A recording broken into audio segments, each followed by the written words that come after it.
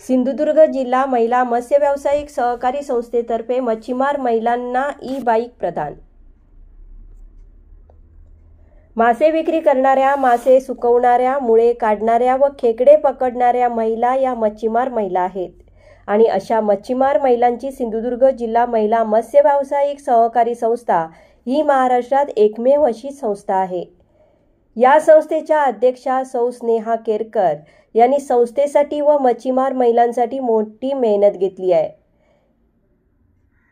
याच प्रयत्न व मेहनतीमधून आज या संस्थेच्या मार्फत राज्य शासनाच्या रत्नसिंधू योजनेतून 75% अनुदान पद्धतीने महिलांना ई-बाईक प्रदान करण्यात येत असून मच्छीमार महिलांच्या व्यवसायाच्या दृष्टीने ई-बाईक महत्त्वाच्या ठरतील असे प्रतिपादन माजी आमदार परशुराम उपरकर यांनी येथे बोलताना केले।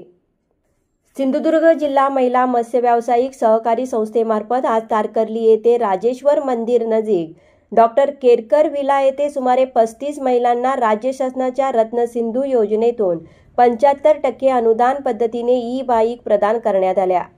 यावेळी अखिल भारतीय गाभित समाजचे अध्यक्ष माजी आमदार परशुराम उपरकर यांच्यासह मान्यवरांच्या हस्ते लाभार्थी महिलांना गाड्यांच्या चाव्या सुपूर्द करण्यात आल्या।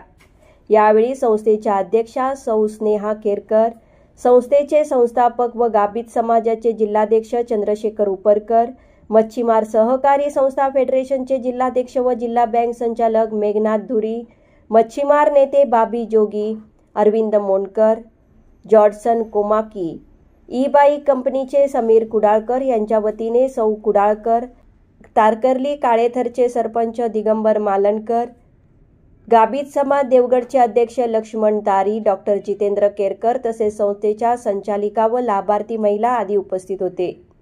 यावेळी स्नेहा केरकर यांनी मान्यवरांचे स्वागत करून प्रास्ताविक केले। सिंधुदुर्ग जिल्हा महिला मत्स्य व्यावसायिक सहकारी संस्थेमार्फत महिला मच्छीमारांसाठी शासनाच्या विविध योजनांचा लाभ मिळवून देणे, चतुर्थीच्या सणात गेली सुमारे 12 वर्षे कमीत कमी दरात धान्य वाटप करणे असे कार्यक्रम हाती घेण्यात येतात। आता मच्छी विक्रीसाठी अशा ई-बाईकचा वापर करून घरोघरी मच्छी विक्री करणे महिलांना अधिक सोपे व कमी कष्टाचे होणार आहे। या गाड्या महिलांना मिळवून देण्यासाठी अनेक अडचणी आल्या, मात्र त्यासाठी गाभित समाज पदाधिकारी, मत्स्य खात्याचे अधिकारी व बँकेचे सहकार्य लाभले असे सौ केरकर यांनी सांगितले। यावेळी चंद्रशेखर उपरकर यांनी महिलांना ई-बाईक मिळवून देण्यासाठी स्नेहा केरकर यांनी घेतलेल्या मेहनतीचे कौतुक करत यासाठी गाभित समाजातर्फे आम्ही आवश्यक ते सहकार्य केले।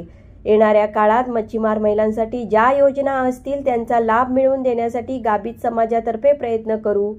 मच्छी विक्रेत्या महिलांना 10 स्टॉल उपलब्ध करून देण्याची आमची योजना असून लवकरच ती पूर्णत्वास नेण्यात येईल असेही चंद्रशेखर उपरकर यांनी सांगितले।